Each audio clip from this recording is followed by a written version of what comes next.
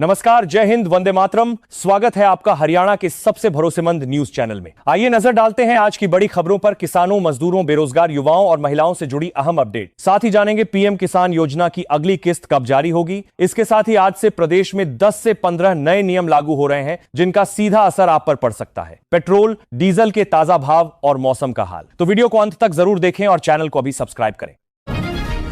कांग्रेस के वरिष्ठ नेता और हरियाणा विधानसभा के पूर्व अध्यक्ष कुलदीप शर्मा ने सांसद दीपेंद्र हुड्डा के बयान पर कड़ा ऐतराज जताया है। उन्होंने कांग्रेस आलाकमान को पत्र लिखकर दीपेंद्र हुड्डा को पार्टी की कार्यसमिति से हटाने और उन पर सख्त अनुशासनात्मक कार्रवाई की मांग की है। कुलदीप शर्मा का कहना है कि इस तरह के बयानों से समाज में गलत संदेश जाता है। फिलहाल इस मुद्दे पर आलाकमान की ओर से कोई आधिकारिक बयान सामने नहीं आया है।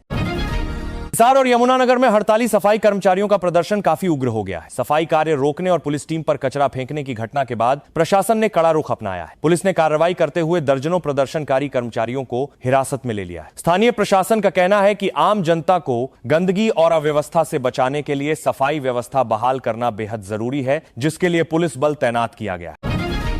रेवाड़ी जिले से एक चौंकाने वाला मामला सामने आया है, जहां एक पिता ने अपनी पत्नी पर नाबालिग बेटे का शारीरिक शोषण करने का गंभीर आरोप लगाया है। पति की शिकायत मिलने पर स्थानीय पुलिस ने केस दर्ज कर जांच शुरू कर दी है। अधिकारियों का कहना है कि बच्चे का बयान दर्ज कराया जा रहा है और उसकी मेडिकल जांच भी कराई जा रही। बाल कल्याण समिति को भी इसकी सूचना दे दी गई है और जांच के बाद आगे की कानूनी कार्रवाई की जाएगी।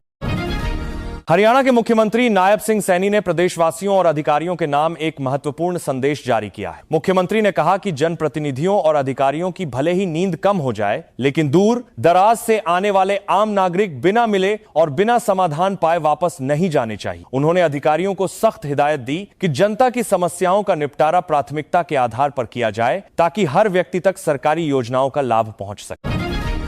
राशन कार्ड धारकों और ई-केवाईसी प्रक्रिया को लेकर खाद्य एवं आपूर्ति विभाग की ओर से नया अपडेट जारी किया गया है। विभाग पात्र लाभार्थियों की सुविधा के लिए सत्यापन प्रक्रिया की अंतिम तिथि बढ़ाने पर विचार कर रहा है। अधिकारियों ने बताया कि तकनीकी समस्याओं और सर्वर डाउन होने के कारण कई परिवार अपनी ई-केवाईसी पूरी नहीं कर पाए थे। नई समय सीमा की घोषणा जल्द की जाएगी, ताकि कोई भी जरूरतमंद राशन लाभ से वंचित न रहे। हरियाणा विद्यालय शिक्षा बोर्ड ने एचटीईटी परीक्षा 2025 का परिणाम जारी कर दिया है। इस बार तीनों स्तरों की परीक्षा में कुल मिलाकर केवल 16.57% अभ्यर्थी ही सफलता प्राप्त कर सके हैं। शिक्षा बोर्ड के अधिकारियों ने बताया कि परीक्षा पूरी तरह से पारदर्शी और कड़े सुरक्षा प्रबंधों के बीच आयोजित की गई थी। सफल हुए उम्मीदवार बोर्ड की आधिकारिक वेबसाइट पर जाकर अपना स्कोर कार्ड देख सकते हैं। हरियाणा में पिछले कुछ दिनों की बारिश के बाद अब मानसून की रफ्तार थोड़ी सुस्त पड़ती दिखाई दे रही है। भारतीय मौसम विज्ञान विभाग के अनुसार 26 अगस्त तक राज्य के ज्यादातर हिस्सों में तेज धूप और उमस भरी गर्मी परेशान कर सकती है। पश्चिमी हवाओं के प्रभाव के कारण तापमान में हल्की बढ़ोतरी दर्ज की गई। हालांकि स्थानीय स्तर पर हल्के बादल छाए रह सकते हैं, लेकिन भारी बारिश की संभावना फिलहाल काफी कम नजर आ रही है। स्ट्रेट ऑफ हॉर्मुज को लेकर अमेरिका और ईरान के बीच तनाव एक बार फिर चरम पर पहुंच गया है। अमेरिकी राष्ट्रपति डोनाल्ड ट्रंप द्वारा एक नक्शा शेयर किए जाने के बाद ईरान के सुरक्षा प्रमुख ने कड़ा ऐतराज जताया है। ईरान ने चेतावनी दी है कि यदि उनके समुद्री क्षेत्र पर दबाव बनाया गया तो वे इस महत्वपूर्ण जलडमरू मध्य को बंद कर देंगे। इस बयान के बाद वैश्विक तेल आपूर्ति और समुद्री व्यापार मार्गों पर अनिश्चितता का माहौल बन गया है। भारतीय सर्राफा बाजार में आज सोने और चांदी की कीमतों में स्थिरता दर्ज की गई है। बहुमूल्य धातुओं के भाव में बिना किसी बड़े बदलाव के 24 कैरेट शुद्ध सोना 72,000 रुपए प्रति 10 ग्राम के स्तर के आसपास कारोबार कर रहा है। बाजार विशेषज्ञों के अनुसार वैश्विक बाजारों में चल रही हलचल और आगामी त्योहारों की मांग को देखते हुए आने वाले दिनों में कीमतें फिर से प्रभावित हो सकती हैं। निवेशक फिलहाल कीमतों पर नजर बनाए हुए हैं। हरियाणा के शिक्षा मंत्री महिपाल ढांडा ने विपक्षी दलों पर तीखा राजनीतिक हमला बोला है। उन्होंने कहा कि केंद्र और राज्य सरकार द्वारा लागू की जा रही नई शिक्षा नीति से देश में वर्षों से चली आ रही गुलामी की मानसिकता खत्म हो रही। शिक्षा मंत्री ने दावा किया कि नई नीति भारतीय मूल्यों और आधुनिक कौशल विकास पर केंद्रित है, जिससे युवाओं को रोजगार के नए अवसर मिलेंगे। उन्होंने आरोप लगाया कि विपक्ष बेवजह भ्रम फैलाने की कोशिश कर रहा है।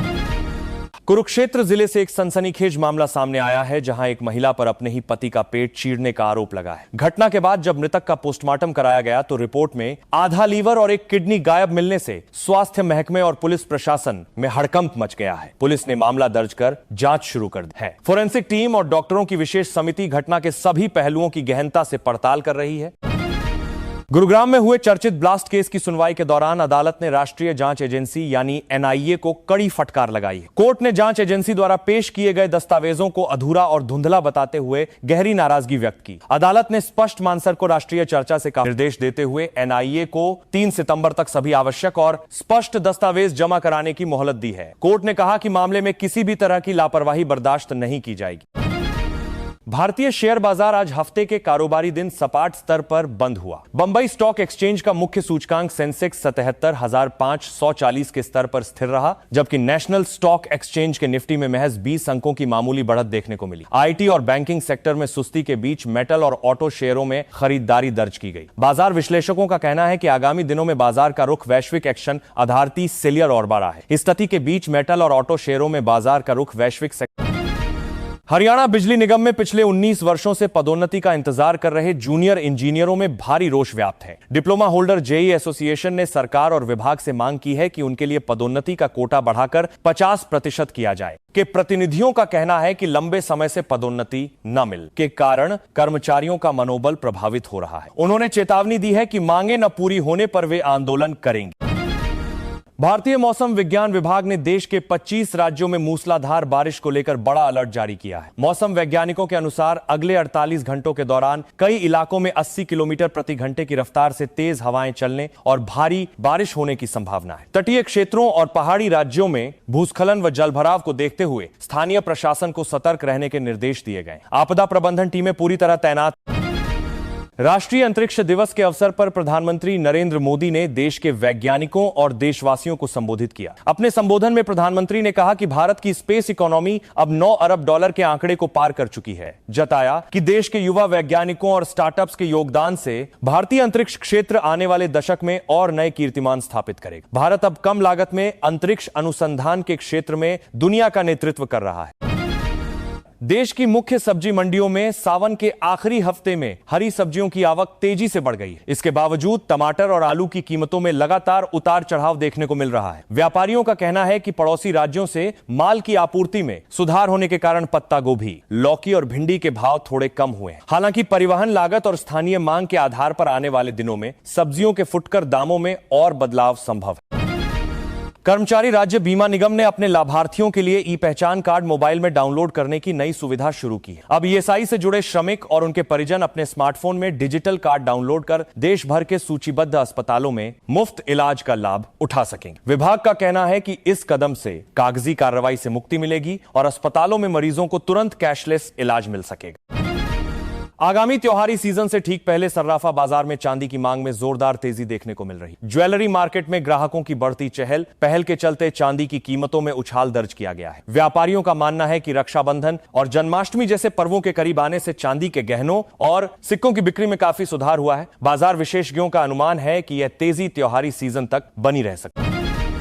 पंचकूला पुलिस को एक बड़ी सफलता हाथ लगी है। पुलिस ने जीजा साला चर्चित हत्याकांड के मुख्य इनामी बदमाश कृष्ण उर्फ चूसा को गिरफ्तार कर लिया है। गिरफ्तार आरोपी लंबे समय से फरार चल रहा था और उस पर पुलिस ने भारी इनाम घोषित कर रखा था। पुलिस ने अधिकारियों ने बताया कि आरोपी के कब्जे से अवैध हथियार भी बरामद किए गए। आरोपी को अदालत में पेश कर रिमांड पर लिया जाएगा ताकि वारदात में शामिल अन्य लोगों का पता चल सके।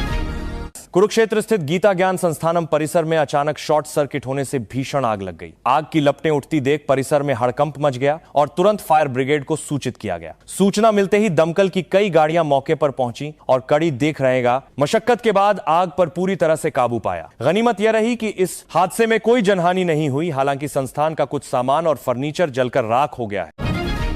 हरियाणा के शिक्षा विभाग में प्रशासनिक शक्तियों का पुनर्गठन करते हुए नया कार्य विभाजन किया गया। नए आदेशों के तहत मुख्यमंत्री नायब सिंह सैनी और शिक्षा मंत्री महिपाल ढांडा के बीच प्रशासनिक और वित्तीय अधिकारों का नया बंटवारा किया गया। इसको साथ मुख्यमंत्री से पुनर्गठन का मुख्य उद्देश्य विभागीय कार्यों में तेजी लाना, निर्णयों में पारदर्शिता बढ़ाना और स्थानांतरण जैसी प्रक्रियाओं को अधिक सुगम बनाना है। नए नियमों को तत्काल प्रभाव से लागू कर दिया गया।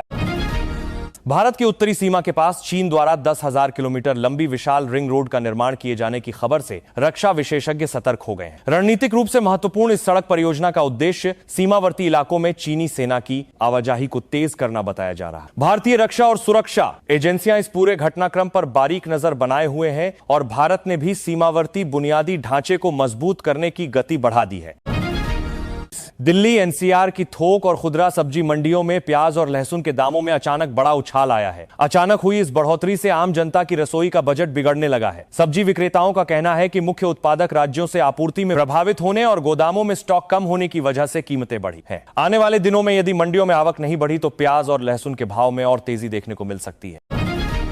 झारखंड कर्मचारी चयन आयोग की सीजीएल नियुक्ति प्रक्रिया को लेकर बड़ा प्रशासनिक अपडेट सामने आया। अदालती और प्रशासनिक समीक्षा के बाद माना जा रहा है कि संबंधित कर्मचारियों की ड्यूटी पर सोमवार से वापसी संभव हो सकती है। इस फैसले से परीक्षा में कर्मचारियों के देख सकती है वापसी संबंधित कर्मचारियोयों को बड़ी राहत मिली है। विभाग ने सभी तैयारियां पूरी कर ली हैं ताकि आगे की प्रक्रिया को बिना किसी बाधा के पूरा किया जा सके।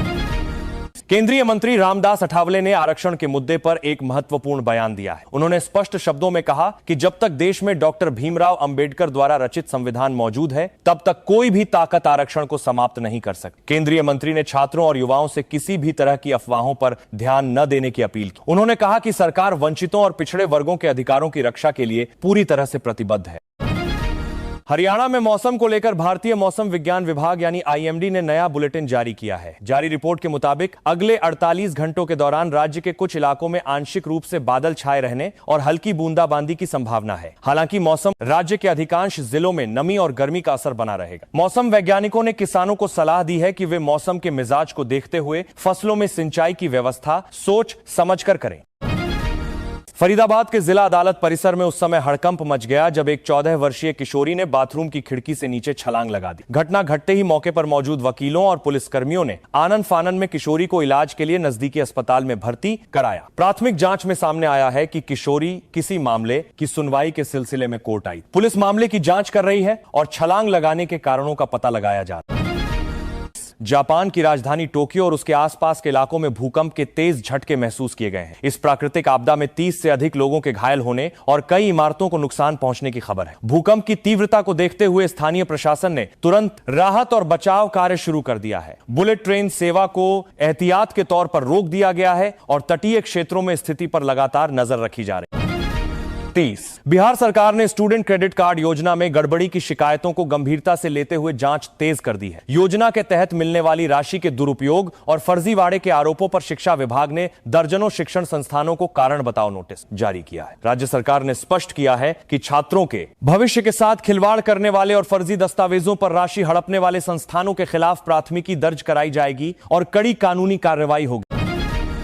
हिसार और यमुनानगर में जारी सफाई कर्मचारियों की हड़ताल के बीच पुलिस ने अपना रुख कड़ा कर लिया है। सड़कों पर जबरन कूड़ा फेंकने और प्राइवेट कर्मचारियों को कूड़ा उठाने से रोकने की कोशिश कर रहे करीब 30 से ज्यादा हड़ताली कर्मचारियों को पुलिस ने पकड़कर वैन में डाल दिया। पुलिस प्रशासन का कहना है कि कानून व्यवस्था बिगाड़ने और सार्वजनिक स्वच्छता में बाधा डालने वालों के खिलाफ सख्त कार्रवाई की जाएगी।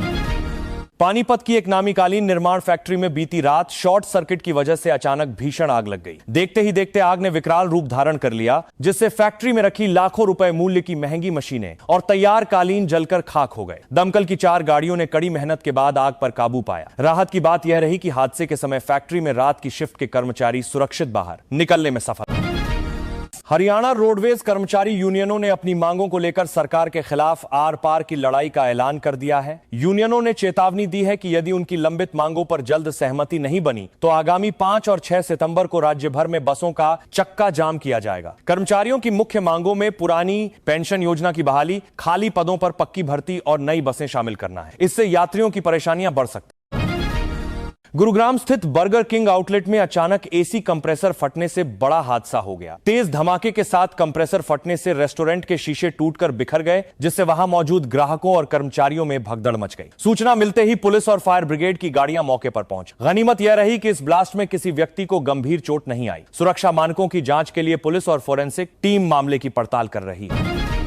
भारत और श्रीलंका के बीच खेले जा रहे दूसरे टेस्ट मैच में भारतीय क्रिकेट टीम के 33 वर्षीय खिलाड़ी सारांश जैन को पहली टेस्ट कैप सौंपी गई है। सारांश जैन के भारतीय टीम में शामिल होने से स्पिन गेंदबाजी विभाग को काफी मजबूती मिलेगी। घरेलू से कारण जैन क्रिकेट में उनके शानदार प्रदर्शन के आधार पर उन्हें राष्ट्रीय टीम में मौका दिया गया है। खेल प्रेमियों और पूर्व खिलाड़ियों ने सारांश को उनके डेब्यू के लिए बधाई दी। कांग्रेस नेता के कथित बयानों को लेकर सिख समुदाय में भारी रोष देखने को मिल रहा है। पंजाब और हरियाणा में इस मुद्दे को लेकर राजनीतिक सरगर्मियां तेज हो गई हैं। विभिन्न सामाजिक और राजनीतिक संगठनों ने बयान की कड़ी निंदा करते हुए सार्वजनिक रूप से माफी मांगने की मांग की। वहीं विपक्षी पार्टियों ने इस मुद्दे को लेकर कांग्रेस पर निशाना साधा है, जिससे दोनों राज्यों के राजनीतिक माहौल में गहमागहमी काफी बढ़ गई। आज का संक्षिप्त राशिफल। आज का दिन मेष, सिंह और धनु राशि के जातकों के लिए ऊर्जा और सकारात्मकता से भरा रहेगा। कार्य क्षेत्र में नई सफलता मिल सकती है। वृषभ, कन्या और मकर राशि वालों को धन संबंधी मामलों में थोड़ी सावधानी बरतने की आवश्यकता है। मिथुन, तुला और कुंभ राशि के जातकों को परिवार का पूरा सहयोग मिलेगा और लंबे समय से अटके काम पूरे होंगे। वहीं कर्क, वृश्चिक और मीन राशि के जातकों को अपने स्वास्थ्य और खान पान का विशेष ध्यान रखना चाहिए।